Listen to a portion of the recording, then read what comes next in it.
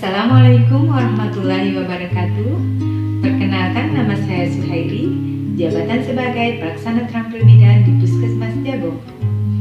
Momen kelahiran bayi adalah momen yang sangat ditunggu-tunggu oleh setiap orang tua. Memiliki anak yang sehat adalah impian dari setiap pasangan. Namun, apa jadinya jika momen mengharukan itu berubah menjadi duka? Yuk kita simak ulasan tentang penyebab kematian bayi dan cara pencegahannya berikut ini. Sebelum kita mengulas lebih jauh, ada baiknya kita mengetahui dulu apa itu kematian bayi. Kematian bayi adalah kematian yang terjadi pada usia kurang dari 1 tahun. Sedangkan angka kematian bayi atau AKB adalah jumlah bayi yang meninggal sebelum mencapai usia tepat 1 tahun yang dinyatakan per 1000 kelahiran hidup. Kita juga perlu mengetahui berapa target AKB. Menurut SDGs atau Sustainable Development Goals tahun 2030, angka kematian bayi sebesar 12 per 1000 kelahiran hidup. Sedangkan menurut RPJMN atau Rencana Pembangunan Jangka Menengah Nasional tahun 2024, angka kematian bayi berkisar antara 16 per 1000 kelahiran hidup. Berdasarkan Badan Pusat Statistik atau BPS melaporkan, angka kematian bayi di Indonesia sebesar 16,85 anak per 1000 kelahiran berdasarkan sensus penduduk atau SP tahun 2020. Nah, sekarang kita harus tahu apa itu penyebab kematian dari bayi. Penyebab langsung kematian pada bayi. Prematuritas, yaitu kelahiran pada usia kehamilan 20-37 minggu dan mengalami berat badan lahir rendah dengan berat badan kurang dari 2.500 gram. Aspeksia, yaitu kondisi ketika kadar oksigen di dalam tubuh berkurang yang menyebabkan bayi kesulitan bernapas atau bayi bernapas menggap-menggap. Kelainan kongenital atau kelainan bawaan bisa terjadi pada 3 bulan pertama kehamilan, yaitu ketika organ tubuh bayi mulai terbentuk. Kelainan kongenital umumnya tidak berbahaya, tetapi ada pula yang harus segera ditangani. Infeksi. Infeksi bisa berupa infeksi berat maupun infeksi ringan. Infeksi berat misalnya peradangan pada paru-paru, peradangan pada lapisan pelindung otak dan saraf tulang belakang, diare, dan lain-lain. Infeksi ringan misalnya infeksi pada kulit, infeksi pada pusar, dan lain-lain. Icterus neonatorum atau bayi kuning adalah perubahan warna pada kulit dan mata bayi menjadi kuning. Kondisi ini biasanya disebabkan oleh kelahiran prematur, kekurangan cairan, dan gangguan kesehatan lainnya. Trauma karena persalinan sering ditemukan pada persalinan yang terganggu oleh salah satu sebab seperti pada partus lama atau persalinan yang lebih dari 24 jam, kelainan letak, persalinan dengan tindakan seperti vakum dan forceps. Penyebab tidak langsung kematian bayi. Kejadian ini berhubungan erat dengan ibu. Jika ibu dalam masa kehamilan dan persalinan sehat, tanpa ada masalah, maka bayi yang dilahirkan pun akan sehat. Begitu pula sebaliknya. Hipertensi dalam kehamilan adalah kondisi tekanan darah ibu di atas 140 per 90 mm Hg dan muncul saat usia kehamilan sekitar 20 minggu. Perdarahan antepartum. Perdarahan antepartum adalah perdarahan yang terjadi pada usia kehamilan di atas 24 minggu sampai kelahiran yang disebabkan oleh adanya kelainan pada plasenta. Akibatnya, bayi dapat lahir secara prematur atau kelahiran yang terjadi pada usia kehamilan kurang dari 37 minggu. Infeksi pada kehamilan.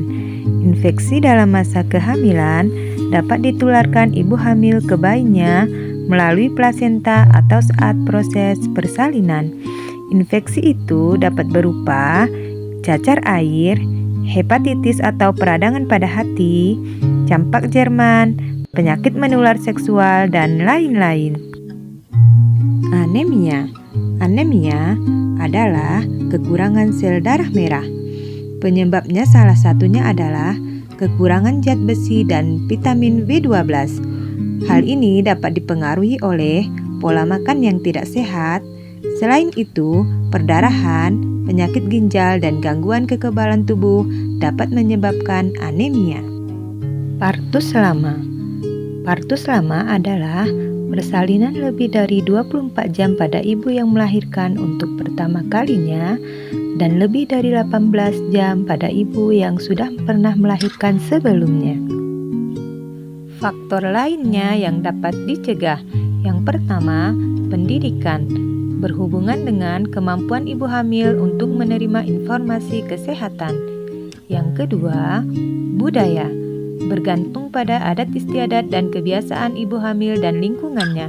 Yang ketiga, tenaga kesehatan, yaitu keterampilan dan ilmu pengetahuan yang dimiliki. Yang keempat, kunjungan ANC. Hendaknya selama kehamilan ibu melakukan kunjungan minimal 6 kali. Yang kelima, pelayanan yang diterima ibu hamil saat kehamilan dan persalinan. Yang keenam, fasilitas kesehatan, yaitu kelengkapan alat, jarak dan akses sarana transportasi yang diperlukan. Ibu hamil yang tergolong resiko tinggi.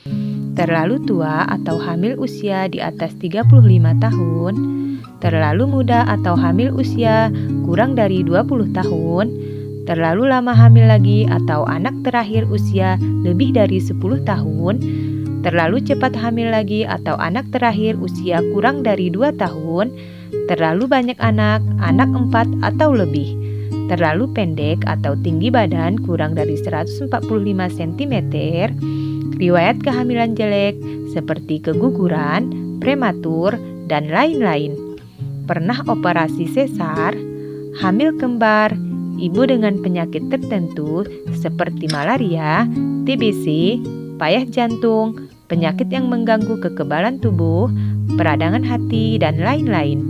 Kelainan letak seperti letak sungsang atau letak lintang. Sekarang, mari kita simak upaya untuk mencegah kematian pada bayi. Menjaga pola hidup sehat, makan makanan yang bergizi seimbang, dan menghindari zat-zat berbahaya selama kehamilan. Ibu hamil melakukan pemeriksaan kehamilan secara berkala, minimal 6 kali selama kehamilan dan minimal 2 kali pemeriksaan oleh dokter pada trimester ke-1 dan ke-3. Tenaga kesehatan melakukan pemeriksaan kehamilan sesuai standar 10T, yaitu timbang berat badan dan ukur tinggi badan ibu hamil, ukur tekanan darah, nilai status gizi dengan mengukur lingkar lengan atas ibu hamil, ukur tinggi pundus uteri, tentukan presentasi janin dan detak jantung janin, screening status imunisasi tetanus dan berikan imunisasi tetanus bila diperlukan, beri tablet tambah darah, tes atau periksa laboratorium, tata laksana atau penanganan kasus, temu wicara atau konseling. Istirahat yang cukup selama kehamilan. Ibu hamil hendaknya tidur di malam hari selama 6-7 jam dan pada siang hari selama 1-2 jam. Lakukan senam hamil. Melakukan senam hamil pada masa kehamilan dapat membantu melatih pernapasan dan membuat ibu hamil merasa rileks sehingga memudahkan adaptasi ibu terhadap perubahan tubuh selama kehamilan.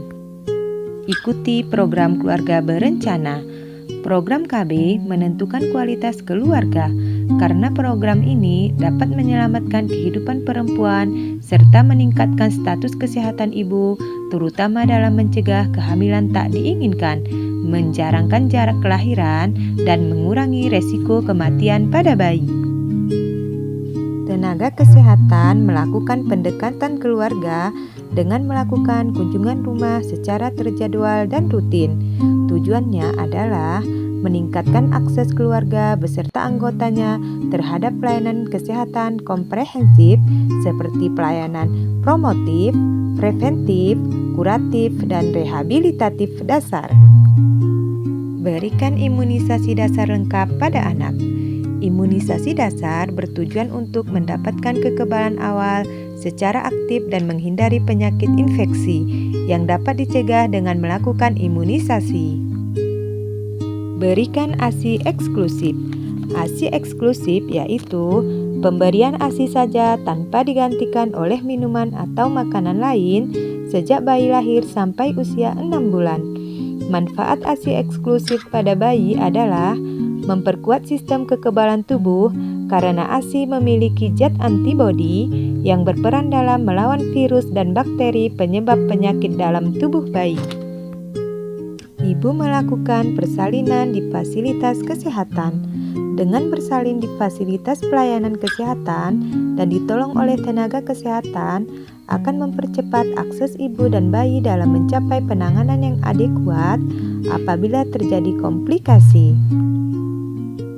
Lakukan pemeriksaan tumbuh kembang bayi secara teratur setiap bulannya. Lakukan penimbangan berat badan dan ukur tinggi badan bayi setiap bulannya. Pengukuran lingkar kepala setiap 3 bulan sekali. Pengukuran lingkar lengan atas untuk anak usia di atas 6 bulan setiap bulannya. Dan lakukan pemantauan perkembangan motorik anak setiap 3 bulan sekali dengan melakukan checklist centang ya atau tidak pada buku KIA bagian anak. Demikianlah pemaparan ulasan materi tentang kematian bayi. Semoga bermanfaat bagi kita semua dan semoga semua orang tua atau pasangan memiliki anak yang sehat. Terima kasih.